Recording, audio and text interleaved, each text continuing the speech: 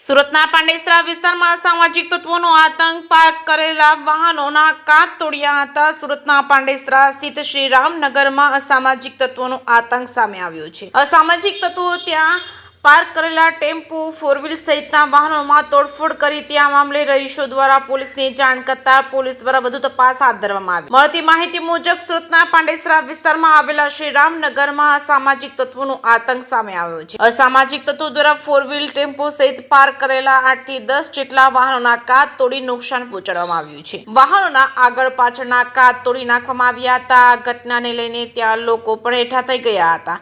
આ બનાવની જાણ પોલીસને થતાં જ પોલીસ તાત્કાલિક ઘટનાસ્થળે પહોંચી હતી। સોસાયટીના લોકો એકત્ર થયા કૃત્ય આચરનાર અસામાજિક તત્વો સામે કડક કાર્યવાહીની માંગ સાથે પાંડેસરા પોલીસ સ્ટેશન ખાતે ફરિયાદ નોંધાવવા પહોંચ્યા હતા। પોલીસ દ્વારા આ મામલે વધુ તપાસ હાથ ધરવામાં આવી હતી। નિલેશભાઈ પાટીલે જણાવ્યું હતું કે રોજિંદા મુજબ નોકરી પરથી આવી ગાડી પાર્ક કરું છું, એવી જ રીતે કાલે ગાડી પાર્ક કરીને ગયો હતો। આશરે સવારે 6 થી 7 વાગે મને ફોન આવ્યો કે અહીંયા દર દિવસે 15 થી 20 ગાડીઓ ઊભી રહેતી હોય છે। મને જ્યારે ગાડીના કાચ તોડવા અંગે ફોન આવ્યો ત્યારે અહીં આવીને જોયું તો કમસે કમ 8 થી 10 ગાડીઓને નુકસાન થયું હતું।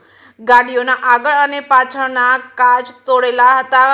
કોણ અને શું કારણથી તોડ્યા છે તે ખબર નથી। આ મામલે પોલીસને જાણ કરી હતી। પીસીઆર વાન અહીં આવી હતી। વધુમાં જણાવ્યું હતું કે દંડા અને પથ્થર મારીને ગાડીના કાચ તોડ્યા છે। એક ગાડીમાં આશરે 30 થી 40 હજારનું નુકસાન છે। ગાડીમાં તોડફોડ કરનાર અજાણ્યા ઈસમો છે, અહીં લેબર વર્ક રહે છે, તેઓના પણ અહીં ટેમ્પો ઊભા રહે છે। આવા લોકોને 50 થી 60 હજારનું નુકસાન થયું છે। તંત્ર પાસે આશા રાખીએ છીએ કે આવા તત્વોને તાત્કાલિક પકડી અને કડક સજા આપવામાં આવે। જેકેસી ગુજરાતી સાથે સુનિલ ગંજાવાલા, સુરત।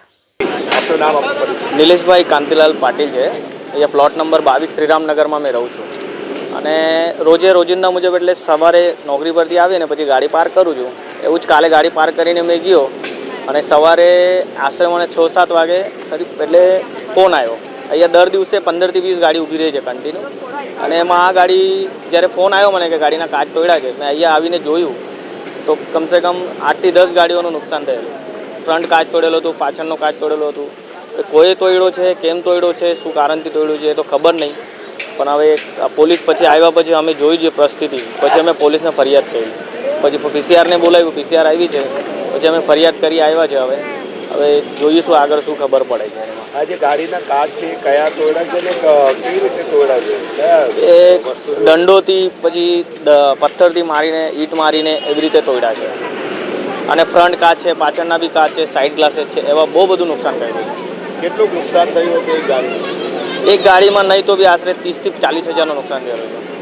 હવે શું પ્રશાસન પાસે આનો જે આજે અંજાના ઈસમો છે આ લોકોને પકડે અને આવું નુકસાન નહીં થવું જોઈએ, કેમ કે આ બધા અહીંયા લેબર વર્ક રહે છે, એ લોકોની બી ટેમ્પો ઊભા રહે છે। આવા માણસોના 50-50, 60-60 હજારનું નુકસાન કર્યું છે। એ જ આશા રાખીએ છીએ પ્રશાસન પાસે કે આવા ઈસમોને પકડીને આવા લોકોને કડીથી કડી સજા આપે।